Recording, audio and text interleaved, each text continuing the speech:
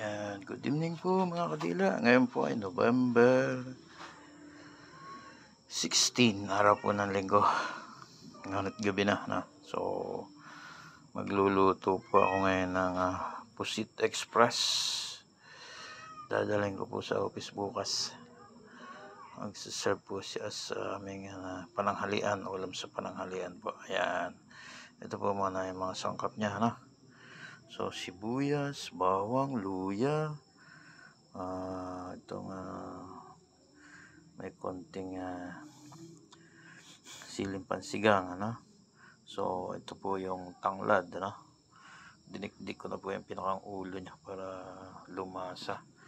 At ito po yung bago ngayon, So, lalagyan ko po ito ng carrots. Ayan, para maayos yung ating menu. Magkaroon siya ng dagdag sustansya. So, alam naman natin mga healthy ito, mga sangkap na ito. Ito po yung pinakang gulay natin, yung bell pepper na red and green. Ayan. So, yan na po yung magsaserve as pinakang gulay. Madami po siya, So, ito po yung pusit, So, 3 kilo po yan. Binalatan ko na siya. Ito po yung pusit na kalawang na. So, yung kulay brown yung pinakang tinta niya. Yan. So, 3 kilo po yan. Hinimay-himay ko na po siya. Hiniwa-hiwa ko na pala. So, yan po ay pinakulong ko na sa asin, bawang, luya, sibuyas. Yan. Pinakulong ko na po yan. Mayroon na rin po siyang tanglad para matanggal yung langsa niya. So, kanina po umaga yan. Pagkatapos kong mamalengke, pinakuloan ko na po siya. Ayan, At ngayon po ay ito pong ating, ayan, may hiwalay na po yung nagpapakulo na po ako ulit. Kagaya po ng dati. Sa lang po procedure, Yung pangalawang gata po ay pakukuloyin na natin. So, hindi po ako naggigisa ating mga gulay or ulam natin gagataan sapagkat may nakakasuya po kasi pag ginisa natin. Ewan ko po yan po iba kasi ginigisa muna, sinasangkot sa mantika. So, sa akin po hindi. So, ilalagay ko lang po yan sa sama-sama doon sa ating. Ayan, dahil kumukulo na po, lalagay ko na po itong ating bawang. Ayan. Then, sibuyas. Nakagaya po ng dati mga kadila. Ang aking po mga ingredients ay hinihiwa ko po ng maliliit. Nang sa ganun po ay makain, So, sayang po kasi yung health benefit na ibibigay or dulot nitong mga sangkap na ito kung hindi naman siya makakain. Kaya pag malalaki po ang hiwa, the tendency, especially mga bata, hindi po nila yan kakainin, Alam naman po natin mga bata. Ngayon, kung ito ay accidental na makakain nila dahil maliliit, kasi sigurado po natin yung health benefits na po. Ayan. So, andyan na po yung bawang, sibuyas, luya at tanglad. Ayan. So, ito po ang ating carrots saka bell pepper ay mamaya na po natin kapag ihuhulog na po natin o isasama na yung kakanggata. So, ngayon po ay ilalagay ko na po itong pusit. Ayan. Ayan na po. Ito na po yung pusit. Isama na po natin yan. Tapos tatakpan ko na po siya at pakukulaan muna.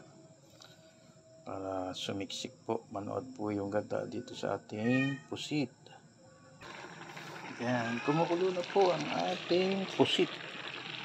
Ito po ang Pusit Express. At ngayon po ay patutuyuan na lang natin siya. hintay natin. Natuyo yung sabaw.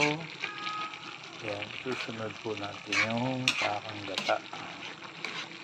Ano po? Almost done siya, ha? Yan. Nakikita nyo na po yan. Pagka yan po ay medyo tuyot na yung sabaw. So, ilalagay na po natin yung kakang gata. Ayan, sa gilid. Pati po ito, no? Itong ating carrots sa bell pepper.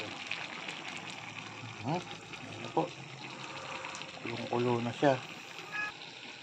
Ayan po mga kadila, no? Halos wala na po siyang sabaw, no? Ayan. So, ito po yung time na i-mix na po natin yung ating pinakang gulay. Ito, yan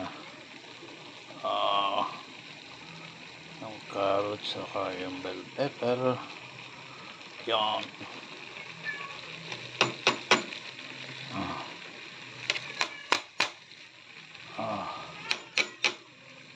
Okay. Ayan na po.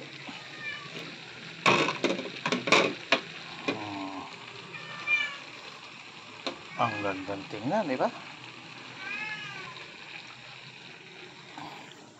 Maganda pong tingnan. So, ayan na po siya, ano?